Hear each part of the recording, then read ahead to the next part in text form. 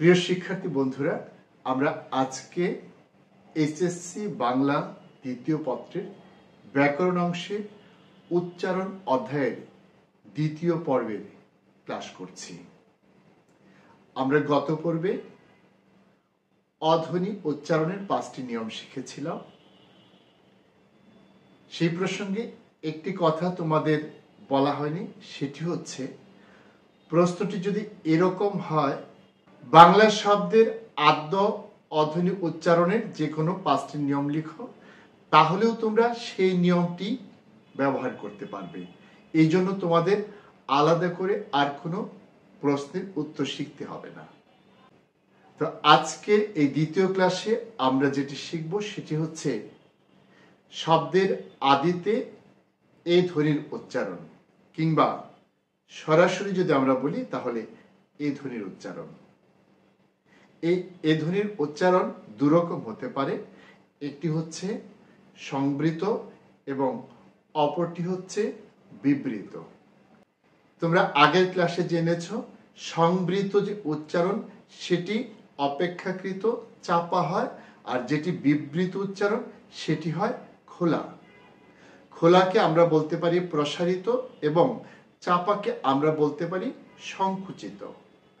তো সেই পুস্তকের ভাষার চেয়ে আমরা যেটি বুঝি খোলা এবং চাপা, সেটি বোধহয় আমাদের ক্ষেত্রে বেশি কাজে লাগবে। তো আসো আমরা শুরু করি আজকের যে প্রশ্ন, সেই প্রশ্নের উত্তর। আজকের প্রশ্ন হচ্ছে এ ধ্বনি উচ্চারণের যে কোনো 5টি নিয়ম লেখো, অথবা শব্দের আদ্য এ ধ্বনি উচ্চারণের যে কোনো 5টি নিয়ম লেখো। আমি শুরু করতে যাচ্ছি আমাদের আজকে এই প্রশ্নের উত্তর।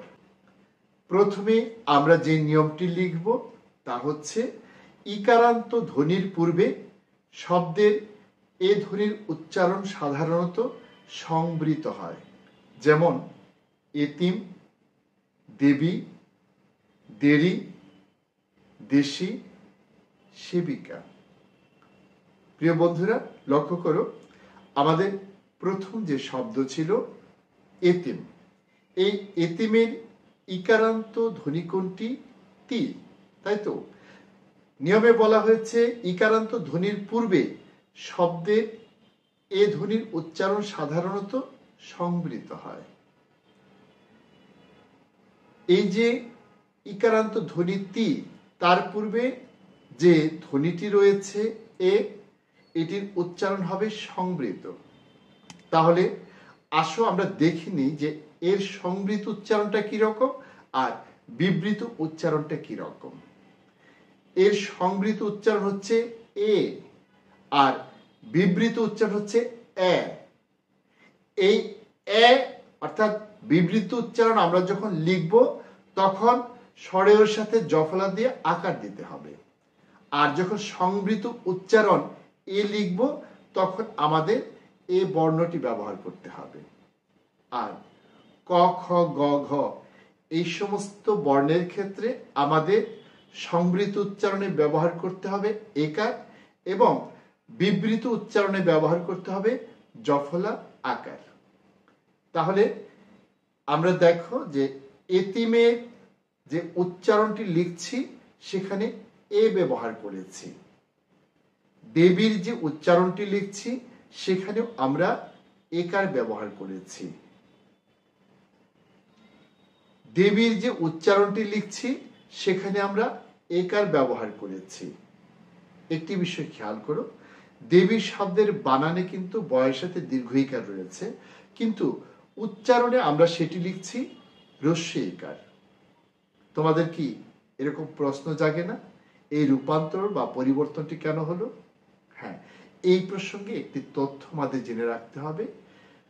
শব্দের বানানে যদি দীর্ঘ ইকার থাকে তাহলে উচ্চারণে সেটি আমাদের সব সময় হ্রস্ব ইকার লিখতে হবে। শব্দের বানানে যদি দীর্ঘ থাকে উচ্চারণে সেটি লিখতে হবে হ্রস্ব। শব্দের বানানে যদি দীর্ঘ ওকার থাকে তাহলে উচ্চারণে গিয়ে সেটি লিখতে হবে হ্রস্ব ওকার। শব্দের বানানে যদি দীর্ঘ ও থাকে উচ্চারণে গিয়ে সেটি আমাদের লিখতে হবে হ্রস্ব। আশা করি এই নিয়মটি তোমরা সব ক্ষেত্রে অনুসরণ করবে এবং অবশ্যই মনে রাখবে। আমাদের দ্বিতীয় নিয়ম, উকারান্ত ধ্বনির পূর্বে শব্দের এ ধ্বনির উচ্চারণ সাধারণত সংবৃত হয়। যেমন 21, এরূপ, ধেনু, মেরু, রেণু, বেনুকা, বেলুন ইত্যাদি। প্রিয় শিক্ষার্থীরা, তোমরা লক্ষ্য করেছ যে আগে আমরা পড়েছিলাম ইকারান্ত ধ্বনির পূর্বে এ ধ্বনির উচ্চারণ সংবৃত হয়, আর এবার যে নিয়মটি সেটি হচ্ছে উকারান্ত ধ্বনির পূর্বে এই ধ্বনির উচ্চারণ সংবৃত হয়। এবার আসো আমরা তৃতীয় নিয়মটিতে যাই। তৃতীয় নিয়মটি হচ্ছে একারান্ত ধ্বনির পূর্বে শব্দের এ ধ্বনির উচ্চারণ সাধারণত সংবৃত হয়। যেমন এটেল, ছেলে, মেয়ে, নেয়ে, জেলে, জেলেনি ইত্যাদি। এক্ষেত্রে লক্ষ্য করো, এটেলের টে যে একারান্ত ধ্বনি আছে তার পূর্বে শব্দের আদ্য যে এ ধ্বনি সেটি কিন্তু সংবৃত হয়েছে, আর সংবৃত হয়েছে বলে আমরা কিন্তু এ লিখেছি। যদি সংবৃত না হতো তাহলে আমরা লিখতাম স্বরেয় জফলা আকার। তার পরের শব্দটি খেয়াল করো, ছেলে। ছেলেতে কিন্তু লেটা হচ্ছে এ ধ্বনি এবং তার পূর্বে যে ছে এটিও কিন্তু এ ধ্বনি। যেহেতু এ ধ্বনির পূর্বের এ ধ্বনি সংবৃত হয় সেহেতু ছের ক্ষেত্রে কিন্তু আমরা একার ব্যবহার করেছি। যদি এটি বিবৃত হতো তাহলে আমরা জফলা আকার ব্যবহার করতাম। এরপরে যে শব্দটি মেয়ে, সেখানেও ঠিক একই ধরনের ঘটনা ঘটেছে। নেয়ে, জেলে, জেলেনি, সেখানেও আমরা একই রূপ লক্ষ্য করছি। প্রিয় শিক্ষার্থী বন্ধুরা, এবার এসো আমরা পরবর্তী নিয়মে চলে যাই। আমাদের 4 নম্বর নিয়ম হচ্ছে আদ্য ইকারযুক্ত ধাতুর সাথে আ প্রত্যয় যুক্ত হলে শব্দের আদ্য এ ধ্বনির উচ্চারণ সাধারণত সংবৃত হয়। যেমন কেনা, কিন যুগ আ। প্রিয় শিক্ষার্থীবৃন্দ, তোমরা নিশ্চয়ই লক্ষ্য করেছ এই নিয়মটা কিছুটা জটিল মনে হচ্ছে। কেন জটিল মনে হচ্ছে? কারণ এখানে এমন কিছু শব্দ রয়েছে যেটির অর্থ আমাদের কাছে বোধগম্য নয়। বোধগম্য নয় বলেই কিন্তু আমাদের কাছে এটিকে জটিল মনে হচ্ছে। কিন্তু যখন আমরা এই শব্দগুলোর অর্থ জেনে সেটি বুঝতে পারবো, তখন আর এটি আমাদের কাছে জটিল থাকবে না, বরং এটি আমাদের কাছে হয়ে উঠবে অত্যন্ত মজার একটি বিষয়।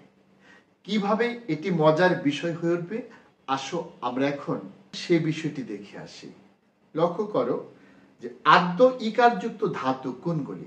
তোমরা জানো ক্রিয়ার যে মূল সেটি হচ্ছে ধাতু। যেমন খাওয়া, এই খাওয়ার মূল হচ্ছে খা। দেখা, দেখার মূল হচ্ছে দেখ। লেখা, লেখার মূল হচ্ছে লিখ। যাব, যাবর মূল হচ্ছে যা। এই যে ক্রিয়ার যে মূল সেটি হচ্ছে ধাতু। এই ধাতু বের করার একটি সহজ নিয়ম আছে। তোমরা যদি তোমাদের সামনে থাকা কাউকে তুই বলে সম্বোধন করে কোনো একটি ক্রিয়া ব্যবহার করো, তাহলে সেখানে যে রূপটি পাওয়া যাবে সেটি হচ্ছে ধাতু। যেমন খাওয়ার কথা যদি বলি তাহলে আমরা কি বলতে পারি? তুই খা। যদি লেখার কথা বলি তাহলে কি বলবো? তুই লিখ। যদি চলার কথা বলি তাহলে বলবো তুই চল। দু একটি জায়গায় এর ব্যতিক্রম আছে। যেমন ঘুমানোর যে ধাতু ঘুম, আমরা কিন্তু কাউকে বলতে পারবো না তুই ঘুম। এই 2-4টা ব্যতিক্রম ছাড়া প্রায় প্রতিটি ক্রিয়ার যে মূল সেই ধাতু আমরা তুই বলে কাউকে যদি সেই ক্রিয়া ব্যবহার করি, যেটিকে ব্যাকরণের ভাষায় বলা হয় বর্তমানের অনুজ্ঞায় তুচ্ছার্থে দ্বিতীয় পুরুষের ক্ষেত্রে আমরা যখন ক্রিয়ার ব্যবহার করি তখনই ধাতু বেরিয়ে আসে। এই বিষয়টি নিয়ে আমরা প্রকৃতি প্রত্যয় অধ্যায়ে বিস্তারিতভাবে আলোচনা করব। তখন তোমাদের কাছে এই বিষয়টি অনেক অনেক সহজ হয়ে যাবে। তাহলে এখানে দেখো কিছু কিছু ধাতু আছে যেগুলো ইকার যুক্ত, যেমন লিখ, মিশ, কিন। এই যে লিখের লি, এটি হচ্ছে ইকার যুক্ত ধাতু। কিনের কি ইকার যুক্ত ধাতু। মিশের মি ইকার যুক্ত ধাতু। আমরা যদি বলি যা, যাওয়ার যে ধাতু সেটি কিন্তু আকার যুক্ত ধাতু। আমরা যদি বলি দেখ, দেখার যে ধাতু সেটি কিন্তু একার যুক্ত ধাতু। আমরা যদি বলি ফেল, ফেলার যে ধাতু সেটি কিন্তু একার যুক্ত ধাতু। আমরা যদি বলি খেল, খেলার যে ধাতু সেটি কিন্তু একার যুক্ত ধাতু। আমরা কিন্তু কখনোই বলি না খিল। আমরা লেখার ধাতুকে যেমন বলি লিখ, তেমনি মেশার ধাতুকে কিন্তু কখনো মেশ বলি না, বলি মিশ। তো এই যে ইকার যুক্ত যে ধাতু তার সাথে যদি আপ্রত্যয় যুক্ত হয়, অর্থাৎ লিখ এর সাথে যদি আপ্রত্যয় যুক্ত হয় তাহলে সেই শব্দটি হয়ে যায় লেখা। একইভাবে মিশ ধাতুর সাথে যদি আমরা আপ্রত্যয় যুক্ত করি তাহলে যে ক্রিয়ারূপটি আমরা পাই সেটি হচ্ছে মেশা। এরকম যে শব্দগুলো রয়েছে সেই শব্দগুলোর উচ্চারণ আমরা যখন লিখব তখন সেই উচ্চারিত রূপে কিন্তু আমরা একার ব্যবহার করব। কিন্তু এ যদি কখনো বিবৃত হয় তাহলে সেখানে আমরা একার ব্যবহার না করে জফলা আকার ব্যবহার করব। প্রিয় শিক্ষার্থীরা, নিশ্চয়ই তোমরা বুঝতে পেরেছ। আমি আবারও বলছি, আদ্য ইকার যুক্ত ধাতুর সাথে যদি আপ্রত্যয় যুক্ত হয়ে কোনো ক্রিয়া গঠিত হয় বা নতুন কোনো শব্দ গঠিত হয় তাহলে সেটির উচ্চারণ সংবৃত হবে এবং সেটা লেখার ক্ষেত্রে আমরা একার ব্যবহার করব। এবার আসছি আমরা 5 নম্বর নিয়মে। 5 নম্বর নিয়মে বলা হয়েছে আদ্য একার যুক্ত ধাতুর সাথে আপ্রত্যয় যুক্ত হলে সেই এ ধ্বনির উচ্চারণ সাধারণত বিবৃত হয়। আমরা 4 নম্বর নিয়মে দেখেছিলাম ইকার যুক্ত ধাতুর সাথে আপ্রত্যয় যুক্ত হলে তার উচ্চারণ হয় সংবৃত। আর 5 নম্বর নিয়মে এসে দেখলাম একার যুক্ত ধাতুর সাথে যদি আপ্রত্যয় যুক্ত হয় তাহলে তার উচ্চারণ হয় বিবৃত। এবং এ ধরনের উচ্চারণ লিখতে গেলে সেই শব্দের প্রথমে যে বর্ণটি থাকে তার সাথে একার ব্যবহার না করে জফলা আকার ব্যবহার করতে হয়।